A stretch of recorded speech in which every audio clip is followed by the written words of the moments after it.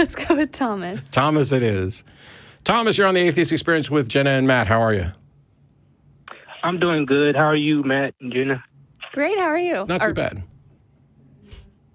So, Matt, this is going to be my third time calling in. Mm-hmm. I'm not sure if you remember, but at the end of our last discussion, you told me to look into the fact that you referred to consciousness as an illusion.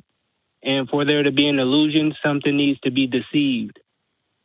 So, therefore, consciousness is something other than an illusion. And if consciousness is an illusion, then our minds are something in and of itself, because we experience the illusion. Do you agree? So there's a brain that experiences, that it gets information from our senses and it processes information on its own. It does thinking. And so there's a brain there which can be deceived.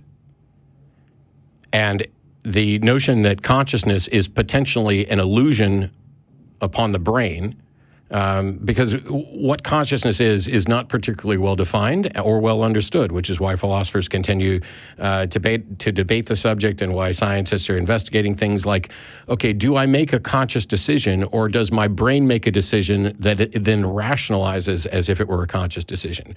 And there's some science that seems to suggest that your brain makes decisions before you are consciously aware of it. But I'm just going to set all that aside and say, okay, so what?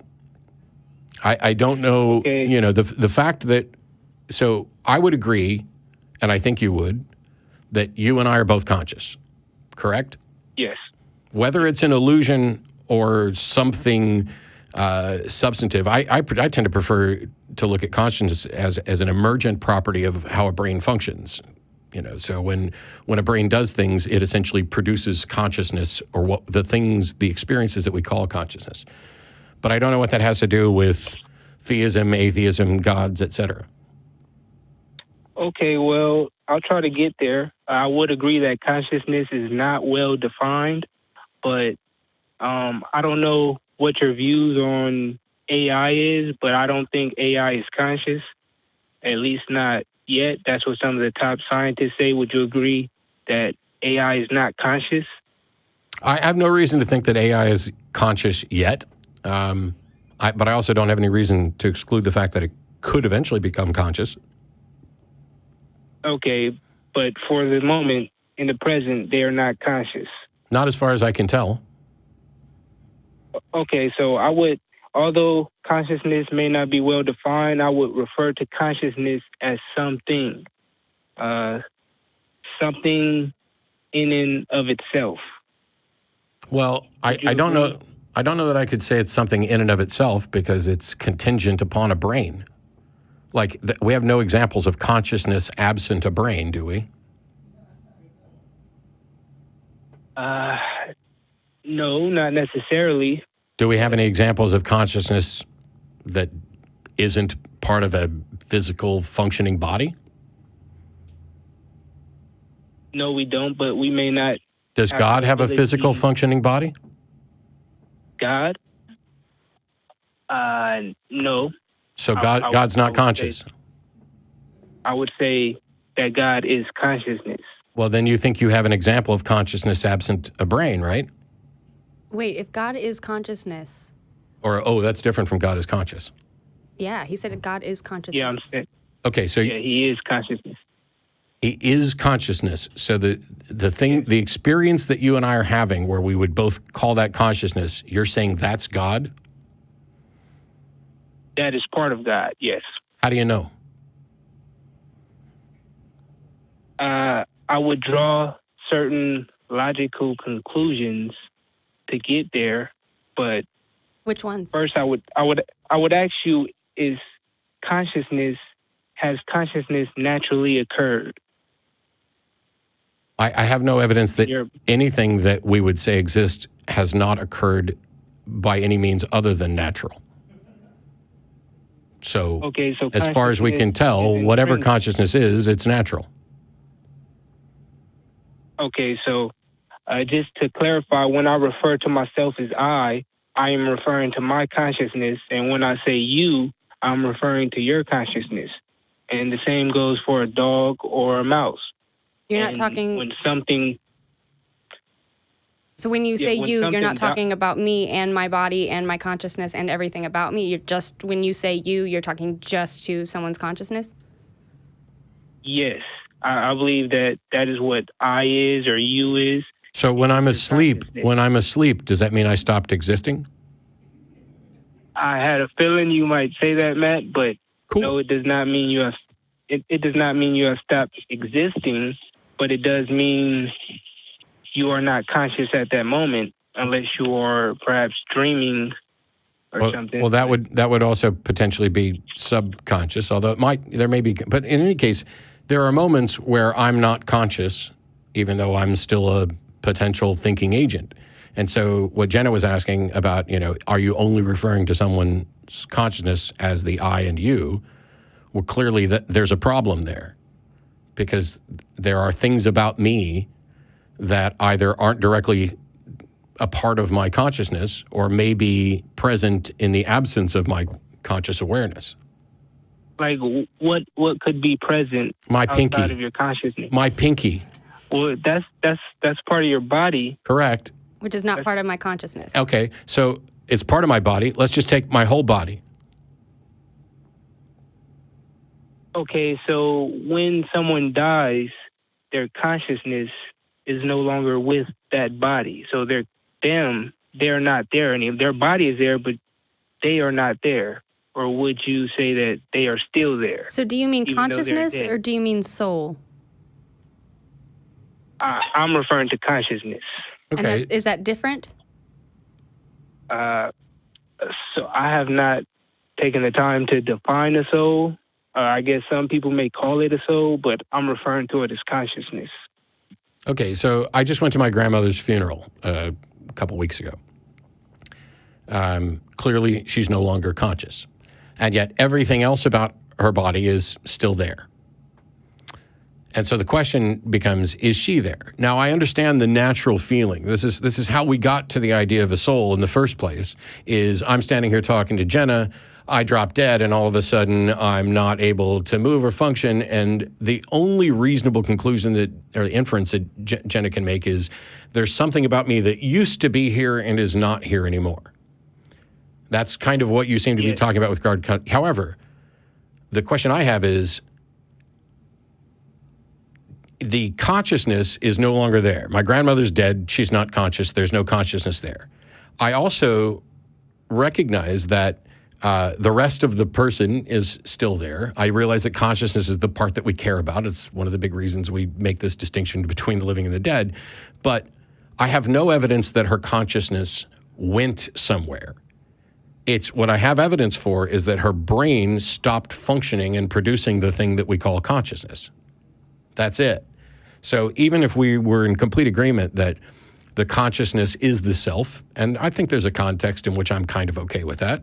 When somebody dies and there's no longer a consciousness there, there is a justifiable context in which you can say that person no longer exists. I don't think she's going to keep getting a Social Security check.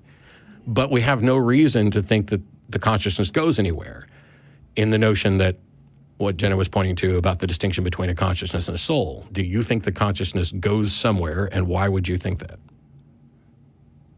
Well, do I think it goes somewhere? Well, a moment ago, you referred to consciousness as something. You said if you were to drop there in the studio that Jenna would realize something is no longer there. I said that was a reasonable inference, yeah.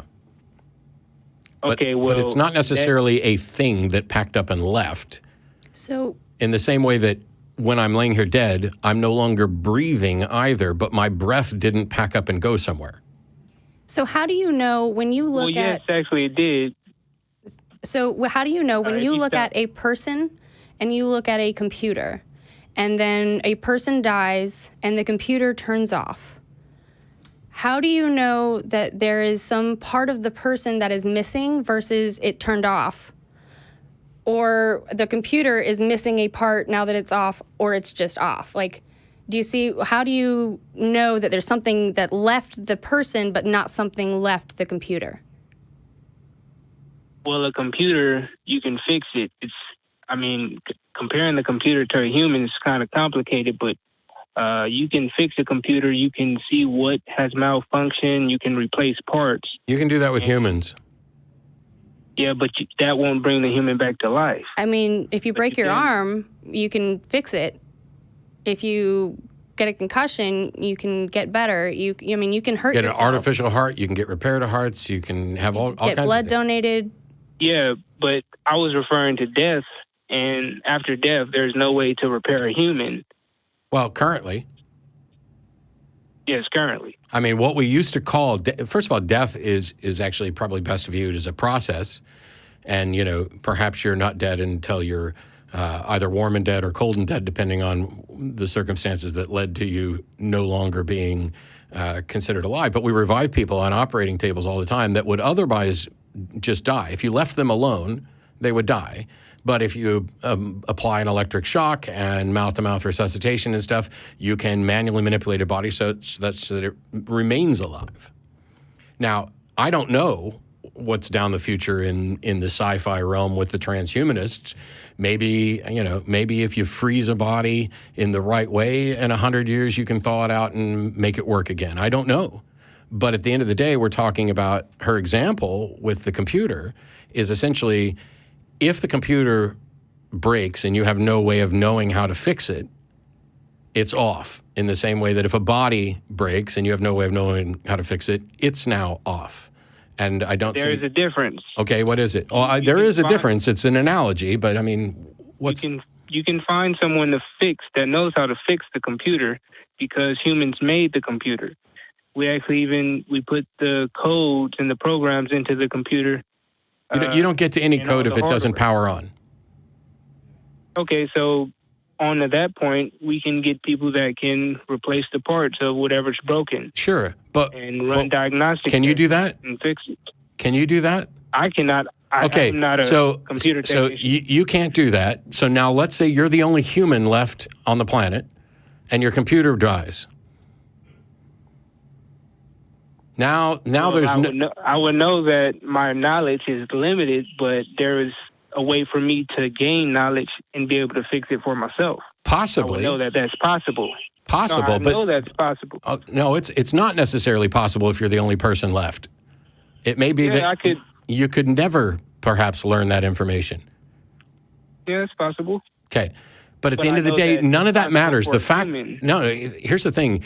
The fact that we know how to fix a computer and don't know how to fix a human is completely irrelevant to what we're talking about, which is you think that the consciousness goes somewhere from a human being, and you don't think that there's anything that goes somewhere when a computer stops working.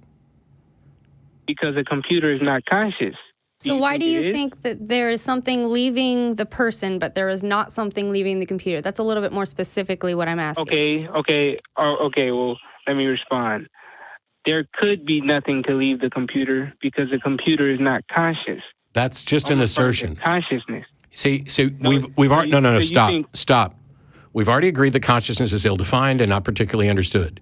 But if your entire argument is it's not conscious, therefore it doesn't fit the example, then we're wasting time because that's a fallacy called poisoning the well. We're trying to come up with examples. Let's set aside the computer entirely. What on earth makes you think consciousness leaves and goes somewhere else and continues to exist outside of a body? Well, I would not be able to think that if consciousness, as you once said, is true. It has formed over time, and it has not always existed. So is that your belief that we come from, the beginning of the Big Bang, the model? I'm sure this is an answer to some question, but it's not even in the same ballpark as the question I asked, which is what makes you think consciousness leaves people and goes somewhere? Well, that was never my point. You asked me, do I think that consciousness goes somewhere, but... He asked you what makes you think that. I don't think it goes somewhere. I just think it still exists. Why? After... Well, if you think it still exists... No, stop. We've already agreed that the person is no longer conscious, right? Yes. And you think the consciousness still exists. So the inference is there that it had to go somewhere. Are you saying that the consciousness still exists in that person? It's just that it's not evident? I know you're right. I suppose that means it has to go somewhere. Okay. It still exists. And all we're wanting to know is what justification would anybody have for reaching that conclusion? Well, I would like to answer that with a syllogism. I believe that might work. That's Okay. a form of reasoning. Using two known premises, we can conclude a third. Yes. Okay, Do you know the difference between validity and soundness within syllogisms? No, I do not. Okay. So validity goes to the structure of a syllogism. There are a number of different forms that you can use, and some of them are valid, which means true premises need to lead to true conclusions, and some of them are invalid, which means that the true premises don't necessarily lead to a true conclusion. And then soundness is a judgment on whether or not the premises are true or accepted to be true. And so in order for a syllogism to be sound, it has to be valid in structure, and then it has to have premises that are true or accepted if we're just talking about basic reasoning. So what's your syllogism? Okay, I'll give my syllogism, and you can tell me if it's sound. Something has always existed. Consciousness is something.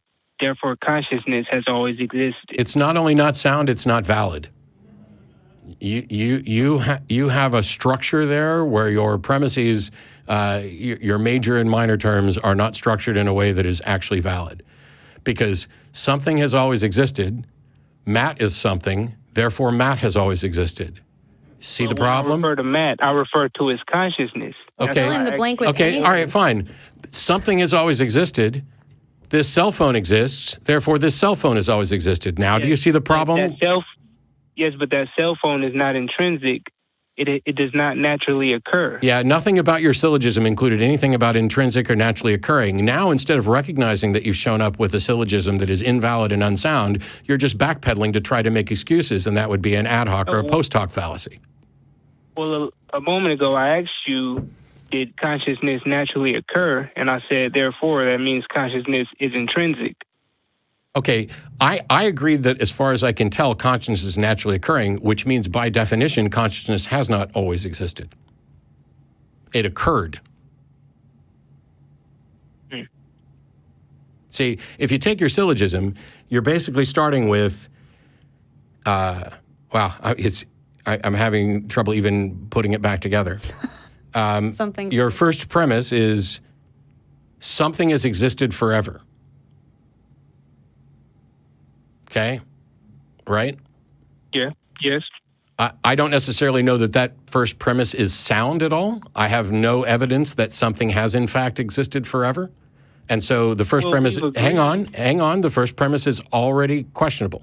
I have no reason to think that there is something that has existed forever. Okay, so there's a problem in the first premise. But in a previous conversation, I've asked you, can non-existence exist or can nothing exist? And you said there's no reason for you to think that nothing can exist. So therefore something has always existed. Sure. Okay, now I see the problem. When you say something has always existed, you are saying something has always existed. Your second premise, though, is then this is a thing, okay? And therefore, your conclusion is this thing has always existed. And the reason I went with the cell phone example or eyeglasses or anything, the fact that there is something that has always existed does not mean that a specific thing has always existed.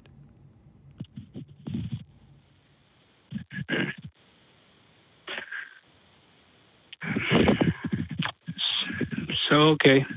I have one more question. Well, hang on. I want to make sure you get that. So let's change the first premise. Or let's look at it this way. Do you think that everything that exists has always existed?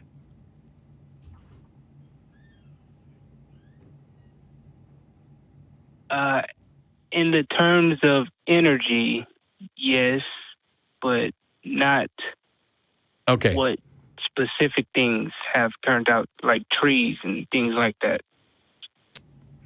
Has this pair of glasses always existed? No. Okay. So now we have a second premise. There are some things that have not always existed. And now we need to figure out if the thing that you're claiming, consciousness, is in the set of things that has always existed or the set of things that has not always existed. And that is the problem. How do you demonstrate that?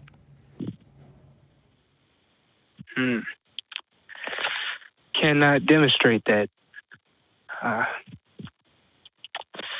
Well, I guess that my syllogism was not sound or valid. I guess I'll work on another one. Okay. That's very honest of you.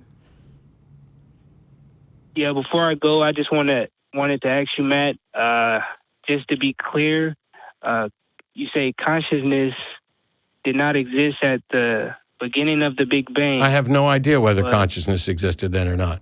I don't have any reason to think it did, but I can't show that it didn't. And the other question you might ask yourself is, what does any of this have to do with whether or not there's a God?